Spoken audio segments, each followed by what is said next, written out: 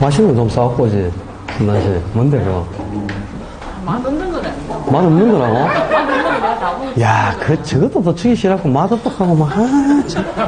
내가 먹어봐야 얼마 먹는다고. 진짜, 그죠? 됐어요. 우리 어릴 때 먹을 게 없을 때는 그랬다, 이제. 이거 혹시 쥐약 들었는가 모른다 하면서 내가 먹어보고 안 죽으면 니 죽게 이래가지고. 일단 그때는 뭐 먹을 게 별로 없으니까 제일 일단 나중에 혼자 먹었다고 얻어맞더라도 일단 뱃속에 저세해 놓는 게 가장 안전한 거잖아요. 일단 먹어보는 거지, 뭐. 답은 보고 그냥 줄 거 없다고 뭐 이랬는데. 아, 살벌하네요. 참, 이제. 참.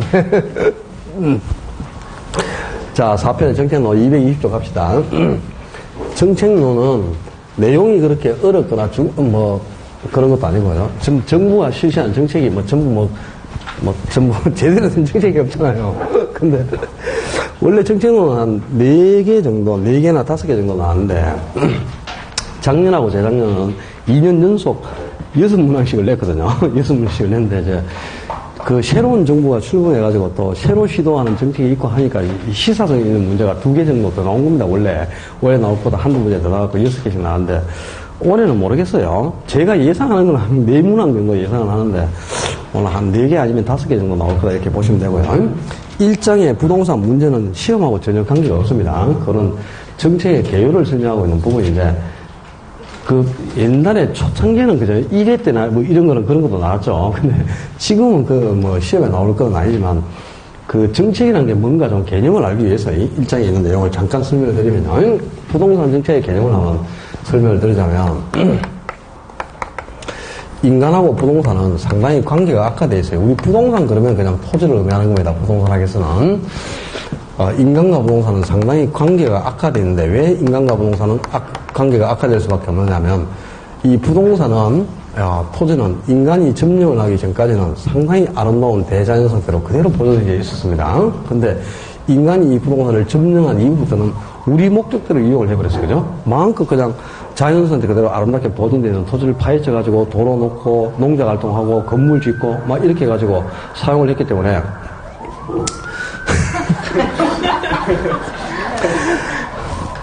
저 진짜 한 주도 저걸 안 들은 적이 없네, 그죠? 근데 진짜 한 번도 안 들은 적이 없네. 이거는 여기가 번화가라서 그런가 진짜 많이 지나다니네, 그죠?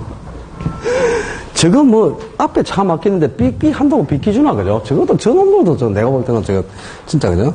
보면 환자도 안 태우고 가면서 막 삐리삐리 하고 이제 먼저 가려고 긴급 환자라고 태우고 가면 당연히 삑삑 해야죠. 근데 그것도 아니고 차 막히는데 삐리삐리 한다고 어떻게 비킬 방법도 없는데 막 삐리삐리 하고 중앙선 침범하고 저 새끼들이 위협을 제일 많이 하죠. 도둑놈들이요. 그러니까 인간이 토지를 점령하기 전에는 이 토지가 아름다운 대자연으로 보존이 됐어요. 근데 인간이 토지를 점령한 이후부터는 우리 마음대로 그냥 사용을 해버렸으니까 아름답게 보존된 토지가 훼손됐다 이거는 다 파헤쳐가지고 다 훼손이 됐으니까 그런 의미에서 보면 이제 인간과 부동산은 상당히 관계가 악화되어 있고 이 인간과 부동산의 악화된 관계를 부동산 문제라고 하는 거예요. 우리 부동산 하겠어. 그래서 정부가 이렇게 여러 가지 부동산 문제를 해결한다면 인간과 부동산의 악화된 관계도 개선을 하고 인간의 생명력을 증진시킬 수 있다는 거다. 바로 부동산 정책은 인간하고 부동산의 악화된 관계를 개선하기 위한 정부의 여러 가지 노력들을 그냥 통틀어 부동산 정책 이렇게 표현하는 겁니다. 인간과 부동산의 악화된 관계를 개선하기 위한 정부의 공적 노력 이렇게 정의할 수 있고요.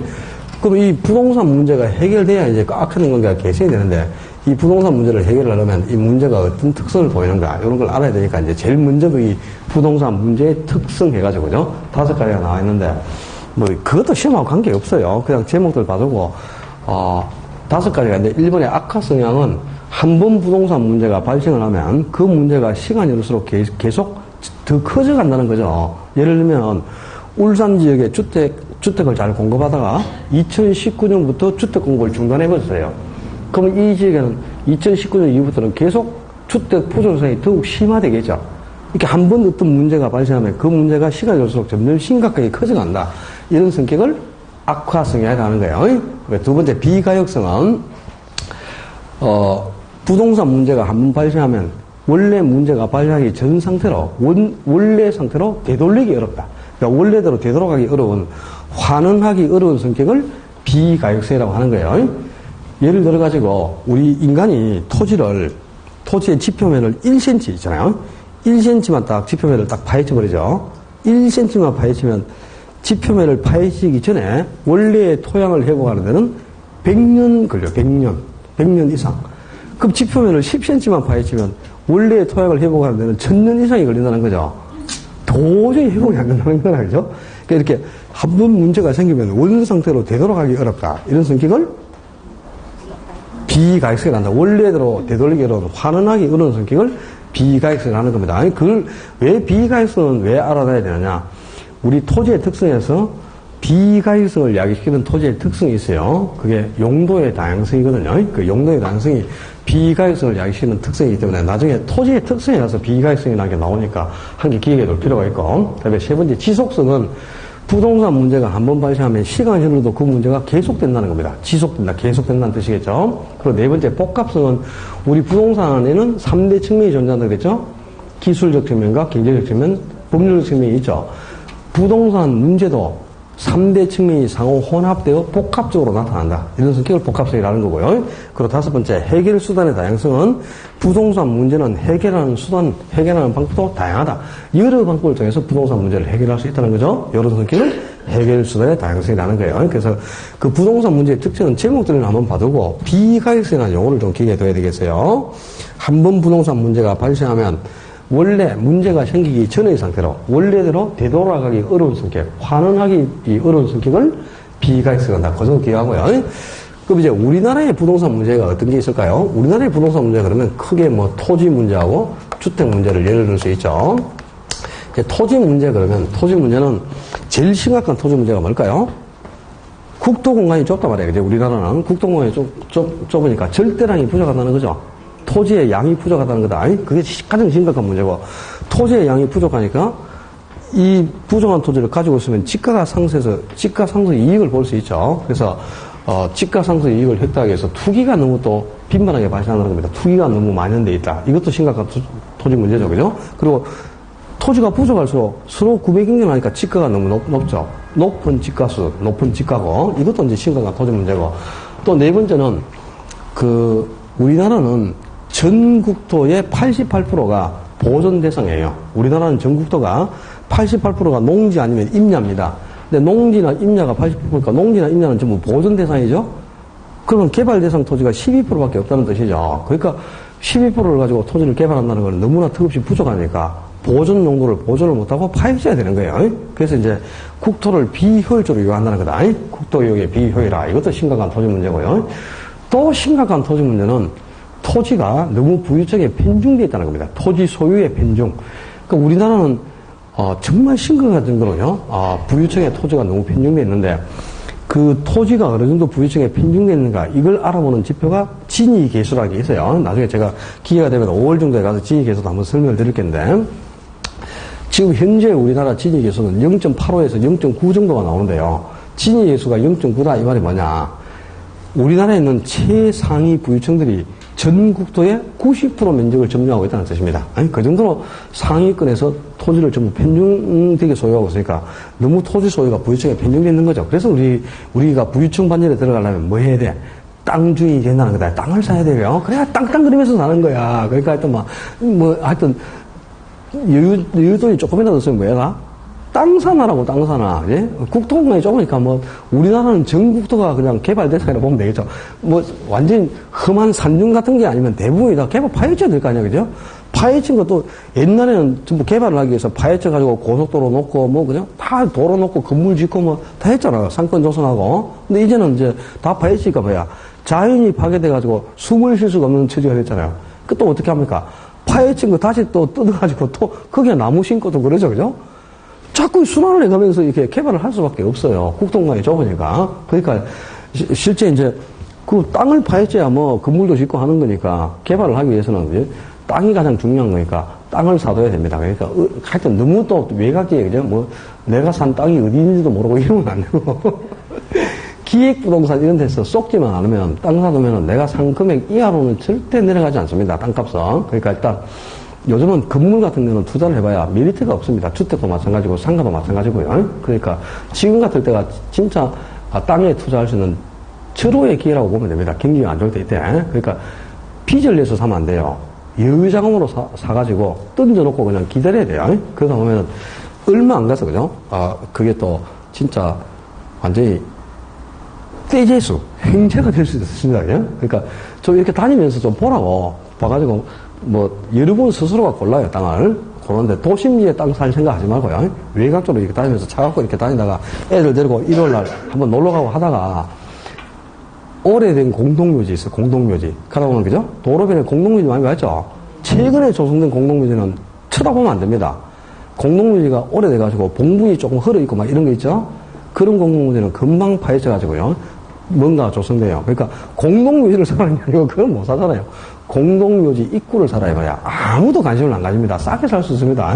그런 게 나중에 초대박을 터뜨릴 수 있어요. 알았지?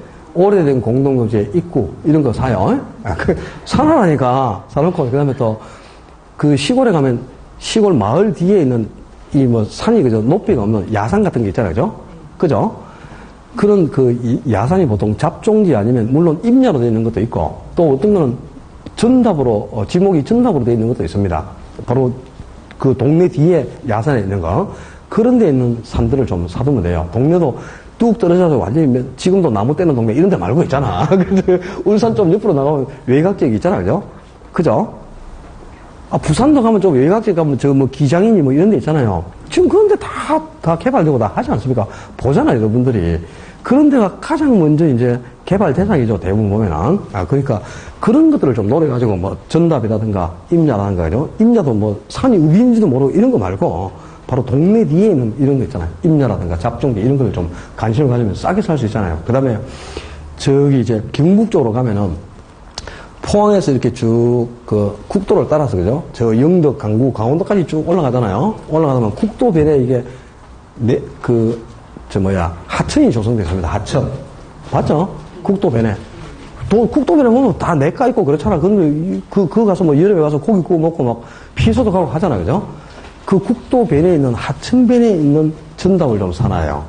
그런 게 나중에 이제 관광벨트 개발 이런 게 되면요. 그런 게 또 호재가 돼가지고 완전히 또 먹거리 시장이 형성되고 하면서 완전히 싹 파헤쳐버립니다. 알았죠?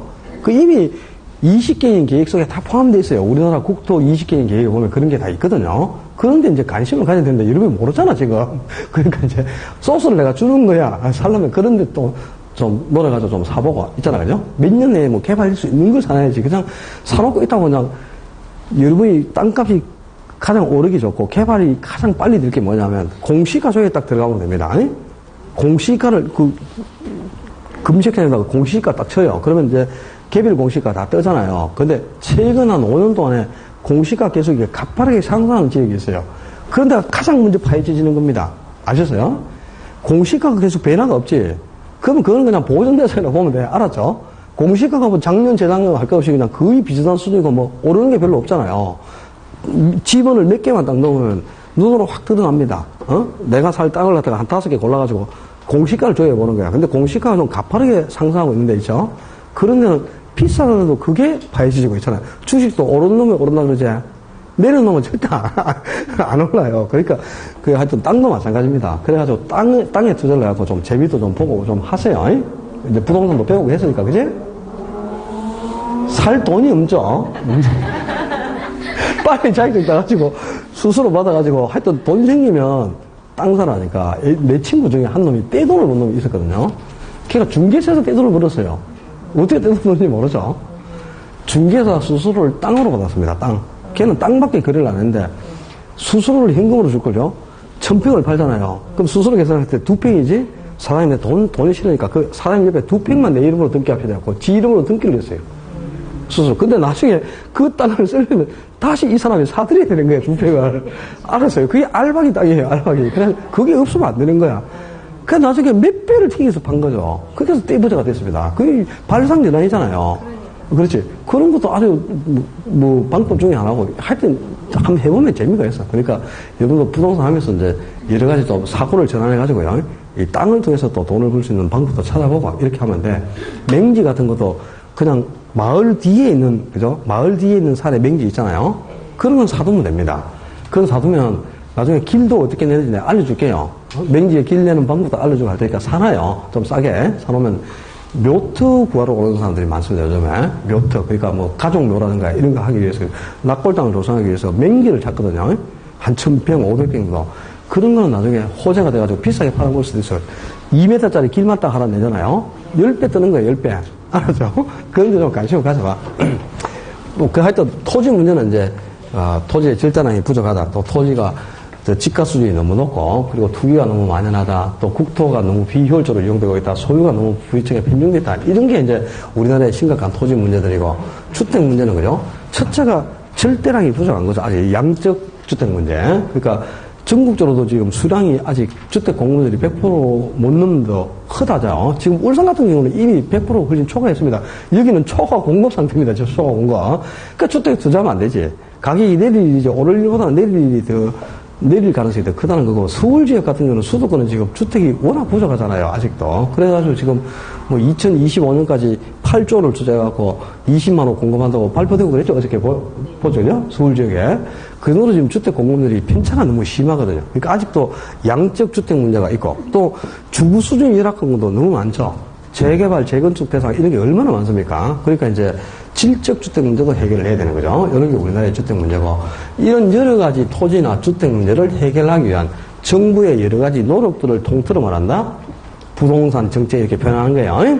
그냥 일장에 있는 부동산 문제는 크게 시험에 나오고 이런 거 없어요. 그냥 쭉 읽어보시고, 나중에 이제 주거비 부담 측정 지표라든가 또 소득분배 측정 지표, 그거는 제가 기회가 되면 한번 알려드릴 테니까 우선은 관심 가질 필요가 없고, 228조 2장 부동산 정책, 이제 정책론은 2장, 이 부동산 정책부터가 시험 범위겠죠. 자, 정부가 부동산 정책을 통해서 시장에 개입하는 것은 두 가지 목적을 수행하기 위해서입니다. 1번에 있는 부동산 정책의 뭐 내용이라든가 개념, 뭐 수립 과정이라든가 이런 것들은 여러분 스스로 읽어봐요.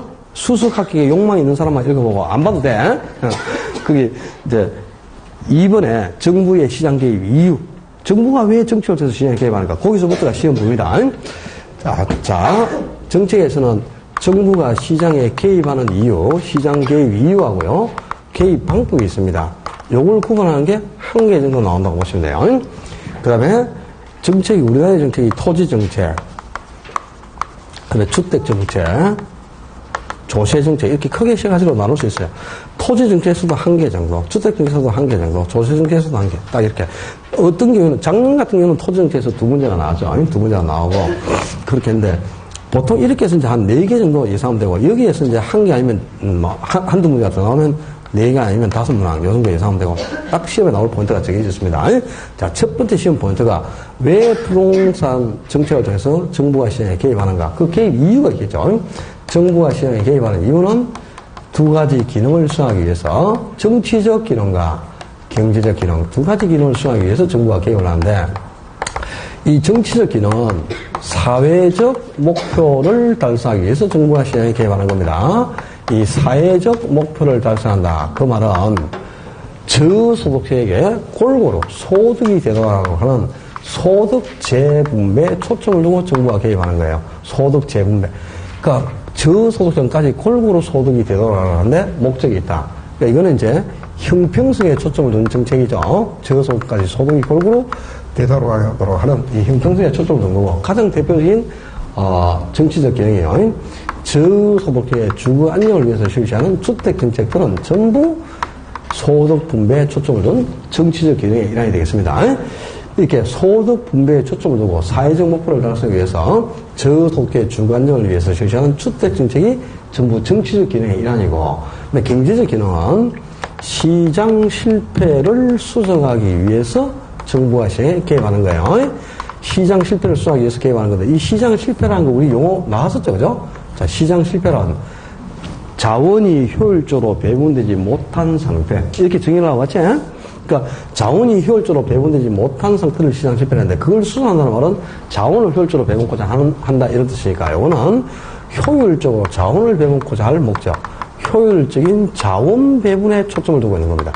그러니까 소득을 효율적으로 배분하고자 하는 것이 정치적 기능이라면, 자원을 효율적으로 배분하고자 하는 게 경제적 기능이에요. 그러니까 이거는 효율적으로 자원을 배분하는 데 초점이 있으니까 이거는 효율성을 높이기 위한 정부의 시장 개입을 뜻하고요. 가장 대표적으로 외부 효과를 제거하기 위해서 정부가 개입하는 거. 이게 가장 대표적인 경제적 기능의 일환이에요. 외부 효과를 제거하는 게.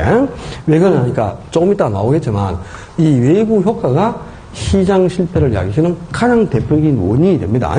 그 외부 효과가 시장 실패의 원인이니까 외부 효과를 제거하면 시장 실패를 수정한다 이런 뜻이잖아요. 그죠? 그래서 이 외부 효과를 제거하고 하는 게 가장 대표적인 경제적 기능의 일환이 되겠습니다. 그래서 정부가 이렇게 시장에 개입하는 이유가 이렇게 두 가지 목표를 달성하기 위해서인데 이 기능 두 가지를 구분할 줄 아셔야 되겠고 이 경제적 기능이 바로 시장 실패를 수정하기 위해서 개입하는 거예요. 그죠? 그리고 시장 실패라 모르겠나요?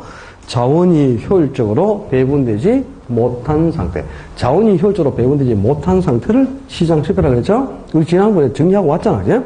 그러면 이 시장 실패를 야기시는 원인이 어떤 게 있단 말이야. 즉, 어떤 것들이 자원을 효율적으로 배분되지 못하게 하는 가장 대표적인 이유가 되느냐. 자, 시장 실패, 자원이 효율적으로 배분되지 못한 상태인데요.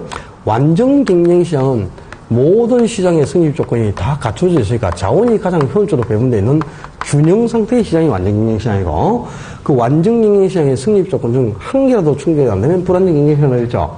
그러니까 불안정 경쟁 시장은 시장의 성립 조건을 모두 다 갖추지 못하고 있기 때문에 당연히 자원이 비효율적으로 배분되어 있는 시장 실패의 원인이 되는 겁니다. 그리고 불안정 경쟁 시장에 또 뭐가 있었어요? 독점 시장이라든가 과점 시장, 독점적 경쟁 시장 이런 게 있었죠? 그럼 독점이나 과점도 당연히 시장 실패의 원인이 되겠죠. 이제 독점 시장은 그죠? 공급자가 딱 하나밖에 없는 시장이니까 공급자가 하나밖에 없다면 지 맘대로 가격을 책정할 수 있잖아요. 그죠? 가격을 지 맘대로 책정해서 막 판매를 할 수 있기 때문에 수요 공급자 사이에 자원이 비효율적으로 배분되는 거고 가점 시장도 마찬가지예요. 가점 시장은 공급자가 있긴 있어도 소수밖에 존재하지 않는 시장을 가점 시장이라고 했죠. 공급자가 서너 개라든가 네다섯 개 정도로 몇 안 되는 시장인데 가점 시장이 공급자 자체가 몇 안 되니까 자기들끼리 하기 쉬운 게 뭐야? 담합이잖아, 담합. 가격 담합, 그죠?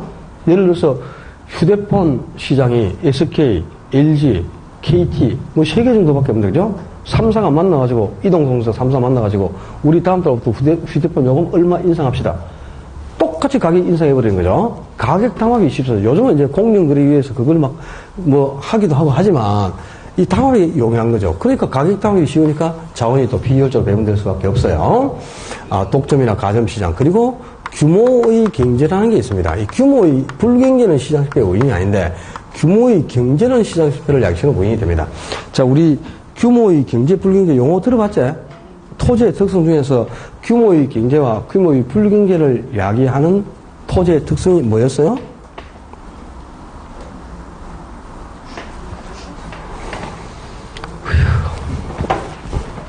규모의 경제나 불경제를 야기하고 규모의 경제가 발생하면 자동적으로 유발되는 플로테이지를 유발하는 원인이 되는 특성. 병합 분할 가능성 하는 게 있었는데 기억도 안 나죠, 그죠? 토지의 특성하니까 부동성, 영속성, 부정성, 개별성 이런 것만 떠오르지? 그래서 인문적 특성도 용도의 다양성, 병합 분할 가능성, 위치의 가능성 하는 게 있었어요. 근데 그 인문적 특성 중에 병합 분할 가능성이 규모의 경제나 불경제를 이야기한다. 플로테이지를 유발하는 원인이 된다. 또 한정가격이 승인하는 근거가 된다. 다 설명을 했는데 그것까지 다 기억이 나겠나 그죠? 한 번 듣고 그거 다 기억하면 귀신이 이 사람이 아니고 그죠? 그러겠죠? 머리 터집니다. 잊어버려야 돼요. 그지? 근데 이제 병합분할 가능성에서 발생되는疾病은 모르더라도 부정성이나 영속성, 부동성에서 발생되는 영향은 좀 정의가 돼 있어야 돼. 자연적성을 대표하는 게 5개가 있잖아요. 그 중에서도 인접성이 시험에 잘 안 나와. 그러니까 부동성, 영속성, 부정성, 개별성. 그 4가지 특성에서 발생되는 영향이 우리 시험 문제니까 4가지 특성에서 발생되는 거는 정리가 안 됐으면 안 됩니다. 뒤로 갈수록 계속 관계되는 게 다 나온다. 지난주에 부동산 시장의 특성도 부동산 시장이 개별성 때문에 비표준화된 시장, 비조직화된 시장, 비공개적 시장이라고 했고 또 부동산 때문에 국지적, 지역적으로 형성된 시장이다. 부정성 때문에 생산기간이 장기간 소요되고 또 공급이 안 되기 때문에 매매기간이 장기간 소요되고 수급 조절이 곤란하다. 이런 거 다 했었잖아 지난주에. 토지의 특성하고 다 연관성이 있는 거잖아요. 그죠? 정리를 좀 해놔야 돼요. 규모의 경제는 규모를 대규모화시키는 거예요. 규모를 대규모화시킴으로써 비용을 절약해서 이익이 발생하는 거. 대규모화나 대량화를 통해서 비용을 절감해서 이익이 발생하면 규모의 경제고 규모를 대량화, 대규모화 시켰지만 비용도 더불어 증가해버리니까 이익이 발생하지 않는 것을 규모의 불경제라 그랬어요. 근데 규모의 불경제는 규모를 대규모화 시켜도 이익이 발생하지 않아요. 그러니까 이거는 시장 실패가 아닌데 규모의 경제는 왜 시장 실패가 되느냐면 규모를 대규모화 시켰단 말이야. 대규모화 시켰더니 비용이 절감되고 이익이 생겼어요. 그럼 규모의 경제가 발생한 기업은 그 이익이 생기기 때문에 저가 정책을 실시할 수 있는 겁니다. 그러면 예를 들어서 똑같은 물건을 생산하는 기업이 5개가 있는데 A 기업 한 개만 규모의 경제가 생겼잖아요. 그럼 그 기업은 규모를 대규모화시켜서 이익이 생겼으니까 제품 가격을 인하하게 되는 거야. 이익으로. 그럼 인하하면은 결국 그 기업 쪽으로 소비자가 몰려가겠죠? 다른 기업이 결국 다 도태돼버리고 A 기업 한 개만 남아요. 그럼 그게 뭐냐? 독점이 됩니다. 독점. 독점 시장이 공급자가 하나밖에 없는 시장이잖아요. 그죠? 그 독점 시장이 시장 실패의 원인이었죠. 그러니까 규모의 경제도 결국 기업을 독점화시킴으로써 시장 실패를 야기시는 원인이 된다는 거예요. 그리고 또 공공재라는 게 있습니다. 시장 실패를 야기시는 가장 대표적인 원인 중에 공공재. 공공기관에서 공급하는 재화. 그러니까 정부나 지방자치단체 같은 공공기관이 비용을 투입해서 공급하는 재화가 있죠. 그걸 이제 공공재를 하는데 대표적으로죠. 도로, 공원, 소방, 국방, 치안 이런 게 있잖아. 112, 119. 뭐지? 우리 집에 불 났다. 불 꺼주고 돈 안 받아가잖아. 그죠? 정부가 비용을 투입해서 119, 112 다 공급하는 거잖아요. 그죠? 엠버러스 와가지고 응급환자 태워갔다고 돈 내놔라 그러던가요? 그냥 무료로 태워다 주잖아요. 불 나면 그냥 불 꺼주고 그냥 가잖아. 돈 안 받고, 그지? 그게 이제 정부가 비용을 투입해서 공급한다는 거야. 공원 이런 것도, 그지? 네? 그래서 공공재는 개인이 비용을 투입해서 생산 공급한 게 아니고 정부가 공공기관에서 비용을 투입해서 공급하는 거니까 이걸 이용하는 소비자 입장에서는 자기 멋대로 그냥 공짜로 이용하고자 하는 무임승차 문제를 야기시키게 됩니다. 또 공공재의 특성 중에 비경합성, 비배제성이라는 특성이 있어요. 그건 좀 어려운 용어지만 나중에 제가 설명을 드리겠죠. 그런 특성 때문에 이 공공재도 가장 대표적으로 자원이 비효율적으로 배분되는 원인이 됩니다. 시장 실패 원인이고. 그리고 가장 또 대표적인 시장 실패 원인은 외부 효과예요. 외부 효과. 그러니까 이 외부 효과는 어떤 한 사람의 행위가 여러 사람에게 의도하지 않은 이익이나 손실을 미치는 것. 이걸 통틀어 우리가 외부 효과라고 표현했잖아요. 그죠? 근데 왜 이게 시장 실패냐? 외부 효과는 어떤 한 사람이 여러 사람에게 이익이나 손해를 주는데 그게 시장을 통하여 나타난다면 시장 실패가 아닌데 시장을 통하지 않고 나타난다 이 말입니다. 그래서 시장 실패에 해당하는 거예요. 한 사람의 행위가 시장을 통하지 않고 여러 사람에게 이익도 주고 손실도 준다. 그래서 이걸 시장 실패로 꼽는 거고요. 그리고 또 외부 그 시장 실패를 야기시키는 원인은 정보의 비대칭. 정보가 특정인에게만 편중되어 있다. 그러면 정보를 갖고 있는 사람은 초과인을 획득하지만 정보가 없는 사람은 초과인 자체를 누릴 수가 없으니까 자원이 비효율적으로 배분되는 거죠. 이게 시장 실패를 야기시키는 원인이 상당히 많은데요. 최근에 이게 한 3년 연속 시장 실패에 대해서 문제를 내네요. 작년에도 이거 한 문제도 냈습니다. 다음 중 시장 실패의 원인이 아닌 것. 시장 실패 원인인가 아닌가 해가지고요.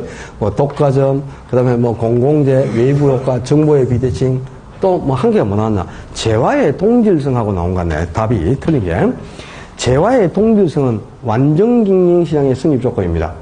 모든 상품이 동질적이면 완전 경영 시장이 되는 거죠.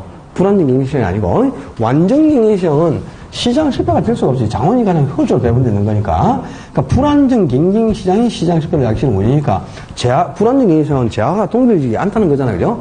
재화의 이질성. 상품의 성격이 다르다 이 말이야.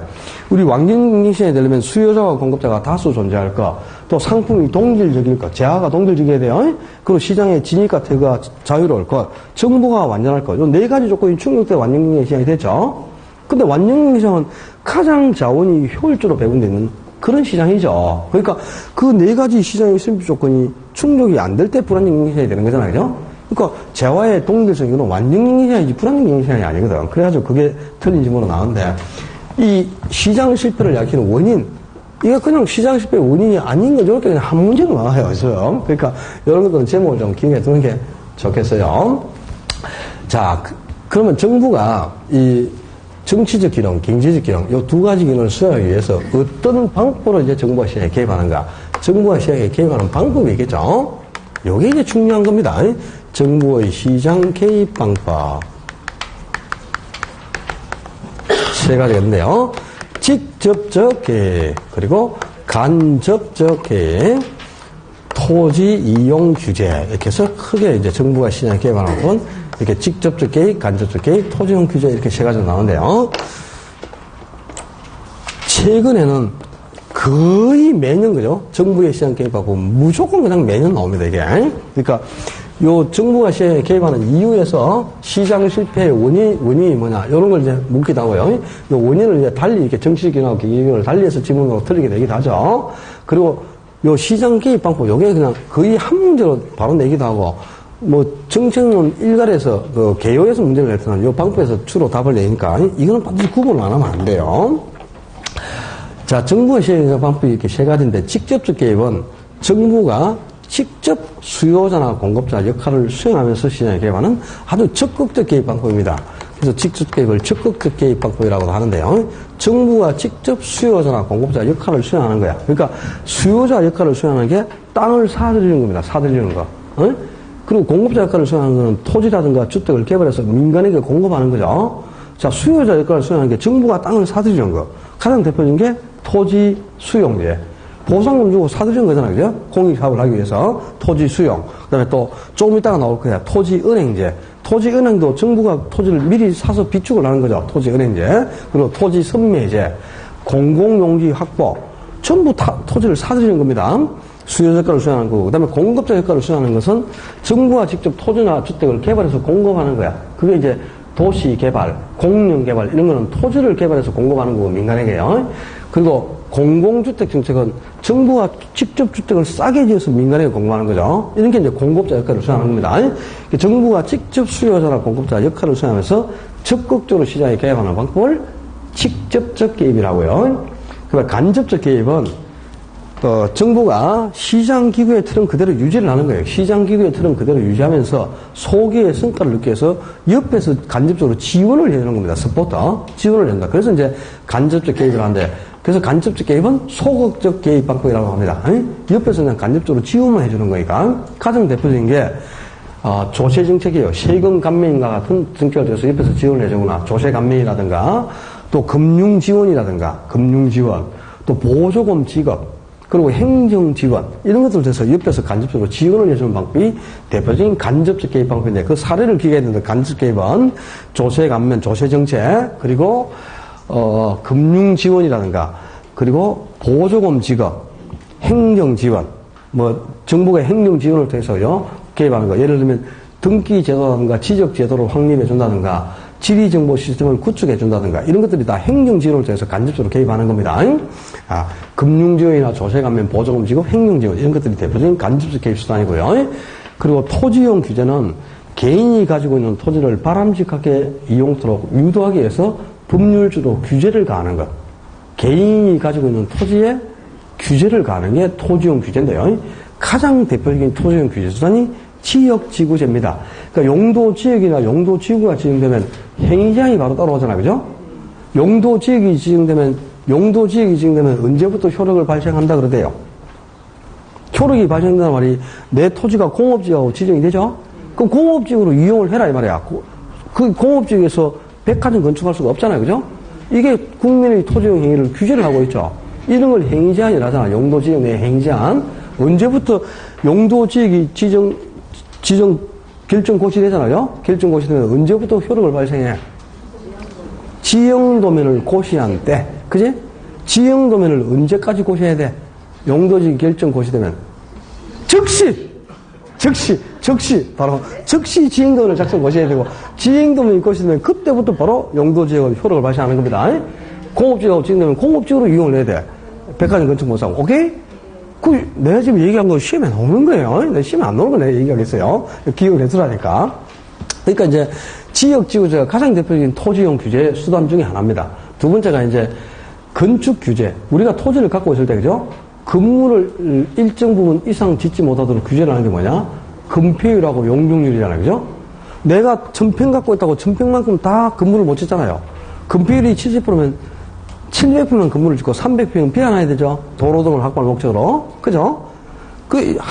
한개 되지 않아서 법정 건폐율만큼 건축하고 주변에 비우는 땅을 뭐라 그러대? 공지를 했잖아, 공지. 그래서 그 건축부에서 공지를 무조건 10% 이상 확보하도록 돼 있어요. 그러니까 건축은 무조건 내가 가진 토지에서 최대 할 수 있다면 몇 프로까지 할 수 있는 거야? 90%까지 할 수 있는 거잖아, 그죠? 상업지역만 90%까지 가능합니다, 상업지역. 주거지역은, 공업지역하고 주거지역은 70%고, 녹지지역 이런 거는 20%밖에 안 되잖아, 농지역하고, 그죠? 건폐율이. 그러니까 건폐율이나 용적률을 가지고 내가 가지고 있는 토지를 이용하지 못하는 게 규제를 하고 있잖아요. 그게 건축 규제예요. 그것도 토지 이용 행위를 규제하고 있죠, 정부가. 대표적인 토지용 규제 수단이고, 그리고 또 인허가제. 인가나 허가를 신청했을 때 불허가 처분을 한다. 내 토지를 이용을 못 하겠죠? 그것도 토지용 규제 수단입니다. 그리고 아직 우리가 정리를 안 했지만, 저기 앞에 공간노수의 부동산에서 나온 것 중에 개발권 양도제도 하는 게 있었어요. TDR이라고. 들어는 봤을 거예요. 근데 설명은 안 해줬는데, 그것도 이제, 원래 TDR은 미국에서 시행을 할 때 자연환경 보호, 역사적 유금을 보호, 이런 목적으로 실시를 했어요. 근데 지금 오늘날에 와갖고는 가장 대표적인 토지용 규제 수단으로 활용하고 있는 겁니다. 그러니까 그 정부가 시장에 개발한 방법이 이렇게 대표적으로 세 가지가 있는데, 직접적 개입은 사례가 워낙 많습니다. 수요자나 공업자 역할을 직접 수행하는 직접 개입은 사례가 많은데, 이걸 다 외우려고 하시면 안 돼요.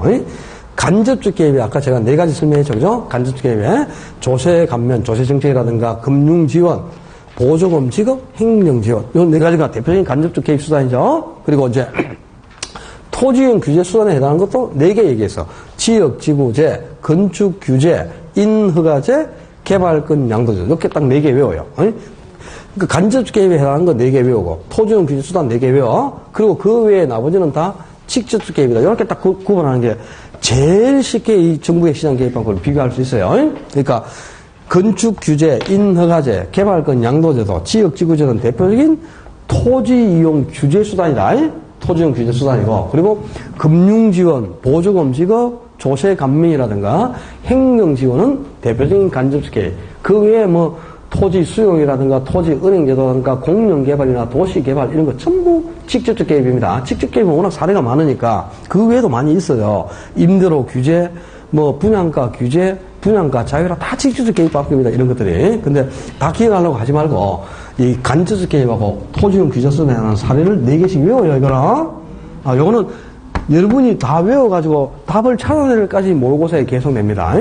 아셨어요? 매년 딱 한 개요. 요즘 최근에 나오는 거니까 무조건. 그러니까 시장 개입 방법 요 세 가지를 구분하는 게 아주 중요 포인트고요. 그리고 우리나라에서 실시하는 토지 정책들이 상당히 많겠죠. 그 토지 정책 중에 첫 번째 나와 있는 게 토지은행제도예요. 토지은행제도. 찾았어요? 토지은행제도. 토지은행제도 또는 토지비축제도. 다 같은 말인데, 이거는 지금 현재 우리나라에서 시행하고 있을까, 안 할까? 토지은행제도는. 2009년 2월에 도입을 했어요. 원래 이 토지은행제도는 스웨덴에서 아주 유행하는 제도입니다. 스웨덴에서 유행하는 제도인데, 2009년 2월에 도입을 했으니까, 벌써 도입한 지 이제 10년 지났죠? 10년 지났으니까, 정착 등에 접어들어가지고 아주 유용성이 높게 활용하고 있는 제도입니다. 그러니까 지금 현재 우리나라에서 시행하고 있는 제도입니다. 나중에 이제 비교할 게 개발권 양도제도라는 게 있단 말이에요. TDR. 개발권 양도제도는 아직 우리나라에서는 실시를 안 해요. 우리나라에서는 시행을 하지 않지만 토지은행제도는 우리나라에서 실시를 하고 있는 제도인데요. 이거는 이제 지금 여기에 울산시라는 하나의 이제 지방자치단체가 있잖아요. 근데 그 시내의 도심부는 이미 다 개발이 다 끝나 있습니다. 개발이 다 완료가 됐죠. 근데 외곽지역으로 나가면 미개발 토지들이 상당히 많이 남아있잖아요. 그죠? 아직 개발이 안 된 미개발 토지가 상당히 많이 남아있는데 이 외곽의 미개발 토지를 그냥 방치하잖아요. 그러면 민간인들이 진입해갖고 여기 질권 파이셔서 뭐 아파트 하나 짓고요. 여기 또 질권 파이셔서 공장 하나 짓고 막 이러니까 낭개발이 이야기가 되는 거예요. 그리고 또 민간이 막 진입해가지고 개발을 하다 보면 집가가 급등해서 투기가 또 조장된단 말이야. 그래서 그런 것들을 미리 사전에 방지하기 위해서 이 외곽의 미개발 토지는 아직 가격도 아주 싼 수준이죠. 집가가 좀 낮은 수준이니까 정부가 미리 이 외곽 지역의 미개발 토지를 싼 가격에 대량으로 매입을 하는 겁니다. 대량으로 매입해서 비축을 하고 있다가 나중에 이제 외곽 지역에 아파트 단지가 조성된다든가 뭐 산업단지를 조성할 필요가 있거나 공간이 조성된다, 국가 산업단지 이런 게 조성될 필요가 있으면 토지가 그만큼 필요하잖아요. 그때 이 정부가 비축하고 있는 토지를 민간에게 방출시키는 거야. 민간에게 양도하거나 이제 대여해 주는 거죠. 그러니까 정부가 미리 외곽 지역에 미개발 토지를 싼 가격에 대량으로 매입해서 비축하고 있다가 외곽지역의 토지 수요가 증가했을 때 정부가 비축한 토지를 민간에게 방출시키는 제도. 그래서 정부가 미리 토지를 매입해서 비축한다. 그래서 토지 비축제도 또는 토지 은행제도 이렇게 표현하는데요. 그러니까 정부가 이제 토지를 미리 외곽지역의 토지를 대량으로 매입해서 싸게 매입해가지고 비축하고 있는 거죠. 이런 제도인데 이 비축을 할 때 누가 이 토지를 사주겠어요? LH라는 게 있죠, 그제? 한국토지주택공사가 있잖아요. 이 한국토지주택공사에서 10년 단위의 토지 매입 계획이라든가 1년 단위의 토지 매입 계획을 수립합니다. 그러니까 토지 비축 계획 해가지고 토지 비축 계획에서 토지 비축 기본 계획이라는 게 있고요.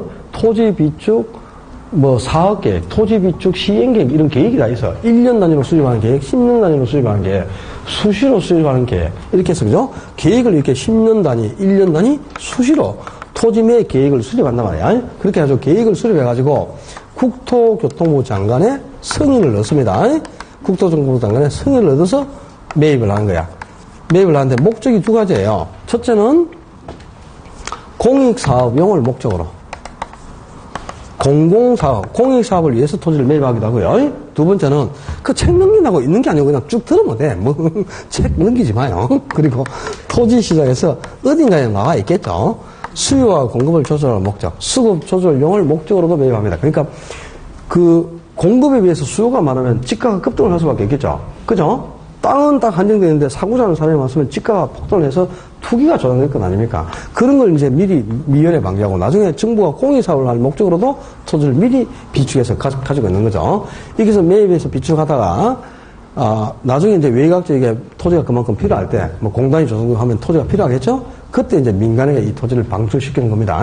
그래서 요만큼 이제 토지를 사놨잖아요. 사놨다가 나중에 이제 국가산업단지를 요 정도까지 조성을 했어. 요만큼 국가산업단지 조성하고, 남는 땅 있잖아, 요만큼, 그죠? 남는 땅. 그럼 요걸 또 어떻게 하느냐? 막 쪼갭니다, 이렇게. 나눠가지고요. 이걸 이제 추첨 방식으로 일반인에게 분양하기도 하고요. 그 다음에 또, 수의계약으로 계약을 하기도 하고, 여러 가지 형태로 이제 일반인에게 나중에 또 분양도 해주는데,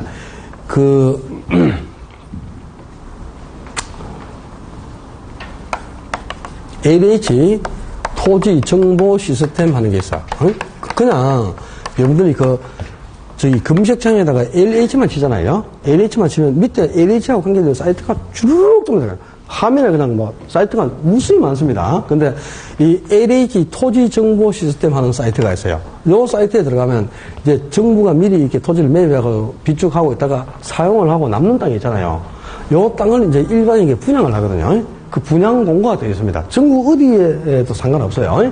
2019년 LH 토지 분양 공고 해가지고 분양 계획이 다 나왔을까. 1월 달에는 김기도 남남주에 일부를 또 분양하기도 하고 2월 달에는 대구에 일부를 분양하기도 하고 이런 게 있을 거거든요.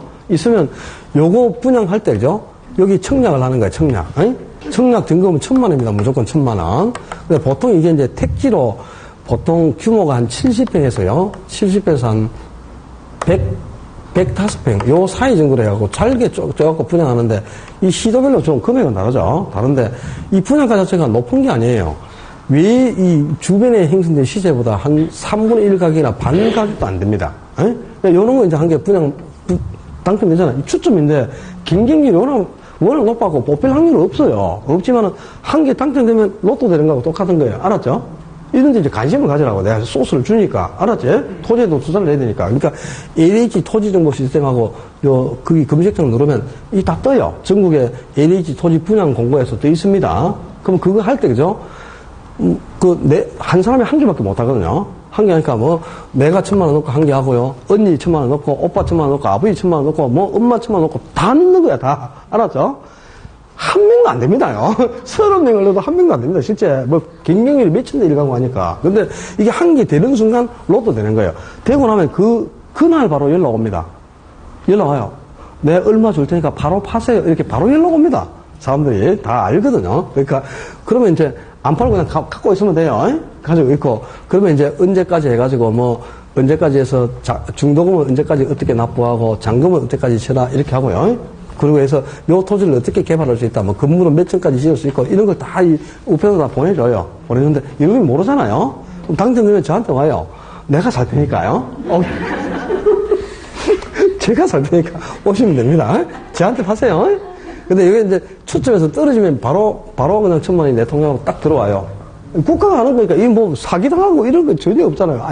안전빵이죠. 근데 우리가 가장 손쉽게 이제 좀 돈을 벌 수 있는 게 요런 데 한 개 당첨되면 쉽게 돈을 벌 수 있습니다. 땅을 그대로 되팔아도 되고, 그리고 아니면 이제 요 중도금하고 잔금 다 치고요. 내가 여기 직접 건물을 짓는 거죠. 지어가지고, 이 건물까지를 지어가지고 건물 분양해놓고 땅하고 건물을 한꺼번에 팔죠?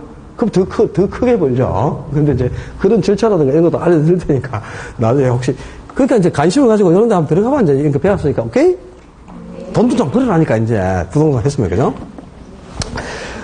이 토지은행 제도는 상당히 이제 유용성이 높고 활용을 하고 있는데 이 제도가 도입되면서 어떤 장점이 있냐면 가장 큰 장점이 정부가 토지를 매입하는 방법이 여러 가지가 있어요. 토지 수용하는 게 있죠. 공익사업을 하기 위해 가지고 정부가 그죠? 어느 울산 지역에 뭐 예를 들어서 공공사업을 안 한다. 그러면 수용을 하잖아. 수용은 이제 보상금을 헐값으로 주고 보상금 주고 하는 순간 땅을 뺏어가는 거잖아. 그죠? 개인의 사유재산권을 아주 심하게 침해하는 거예요. 근데 이거는 그거하고는 완전히 달라요. 외곽지역에 개인들이 토지를 소유하고 있죠. 그런데 정부가 저한테 팔겠습니까? 했을 때 안 팔아요 그러잖아요. 못 사는 겁니다. 강제적으로 토지를 매입하는 게 아니거든요. 그러니까 토지 소유자에서도 자기가 토지를 팔 의사를 가지고 정부에 파는 거잖아요. 그러니까 토지 양도세를 전제한 상태에서 정부에 토지를 넘겨주니까 개인의 사적 권리를 침해하는 게 없다 이 말이에요. 아니 사유재산권을 보호해주는 상태에서 개인들로부터 토지를 매입해서 비축하는 거죠. 그게 이제 가장 큰 장점이고 수용에 비해서는 사적 권리를 침해하는 정도가 적다. 두 번째는 이 토지를 미리 이제 정부가 매입해서 비축해 두면 정부가 비축하고 있는 토지를 민간이 집에서 파헤치진 않겠죠. 그러니까 외곽지역에 낭개발이 방지가 된다 이 말입니다. 그죠? 낭개발이 방지가 되고 또 정부가 비축한 토지가 나중에 이제 개발을 해가지고 개발하면 당연히 지가가 급상승을 하는 것 아닙니까? 그러면 이제 개인들이 가지고 있는 토지가 나중에 개발로 인해서 지가가 상승하면 그걸 뺏어갈 수가 없는 거지. 그런데 정부가 비축한 토지가 개발로 인해서 지가가 상승하면 그 이익을 정부가 다 회수해 가는 거잖아요. 그러니까 개발 이익을 환수하기 쉽다는 거다요. 개발 이익 환수가 쉽다. 이런 또 장점도 있고. 그리고 이제 나중에 외곽지역에 토지가 필요할 때 정부가 비축하고 있는 이 국공유지를 아주 싼 가격에 척기에 그냥 바로 공급할 수 있다는 거죠. 이런 여러 가지 장점이 있어요. 물론 장점도 많지만 장점은 좋은 건데요. 장점에 해당하지 않는 거 그러면 지문이 들어본 게 틀린 지문이겠죠. 그지? 그런 건 안 나오겠죠. 단점이 나와, 단점이. 자, 단점은 첫째는 이제 정부가 토지를 대량으로 매입하려면 막대한 토지 매입이 필요하죠? 그러니까 재정 부담이 따라나는 거죠. 그게 제일 큰 단점이고요. 두 번째는 이게 정부가 만약에 2019년도에 토지를 매입했잖아요. 그죠? 근데 2022년도에 가서 이 토지를 개발하면 2, 3년 정도 정부가 비축을 하면서 관리를 해야 되죠. 관리가 안 되나요, 관리. 제일 큰 애로점이 관리의 어려움입니다. 그리고 세 번째는 이제 정부가 대량으로 토지를 매입하는 과정에서 요 주변 지역의 지가가 필연적으로 상승할 수밖에 없거든요. 그래서 오히려 정부가 인근 지역의 지가 상승을 유발해가지고 투기자 역할을 수행할 수 있는 거예요. 아니? 정부가 오히려 투기자 역할을 수행할 수 있다는 거죠. 이런 이제 몇 가지 단점은 있습니다. 근데 지금 미리 이제 정부가 외곽지역의 토지를 매입해서 비축하면서 그 도시의 지가의 안정에도 기여하고 투기도 사전에 예방을 하고요. 아니? 또 외곽지역의 토지가 필요할 때 국공유지를 아주 싼 가격에 적게 공급할 수 있다는 그런 점에서는 상당히 유용성이 높은 제도로 활용하고 있습니다. 아니, 그래서 요거는 작년에도 물론 출제가 됐지만요. 개념, 토지은행 제도가 무슨 제도냐. 그리고 장점하고 단점 중에 어떤 게 있는가를 좀 기억해야 되는데 특히 뭘 기억했나. 단점이 중요한 겁니다. 장점이 아니고, 단점을 좀 기억해 놓을 필요가 있겠네요. 자, 토지은행 제도. 우리나라에서 실시하는 토지 정책 중에 지금 첫 번째 정책이 토지은행 제도죠. 그 다음에 이제 두 번째 시행하는 정책이 지역지구제라는 정책이 있는데요. 그 지역지구제가 바로 요겁니다. 이 시장 실패를 야기하는 원인 중에 외부 효과라는 게 있었죠. 이 외부 효과를 제거하기 위한 가장 대표적인 토지 정책이 바로 지역지구제예요. 그래서 이제 지역지구제가 우리나라에서 시행하는 지금 토지 정책 중에서는 가장 대표적인 정책이니까 이게 외부 효과에서 발생된 거니까 외부 효과까지 연관을 시켜서 같이 기여를 해야 돼. 외부 효과하고 지역지구제를 한꺼번에 정리를 해야 됩니다. 238조 외부 효과 거기서부터 쉬었다 합시다. 시간 됐으니까 잠깐만 쉬었다가 1시간 더 가자요.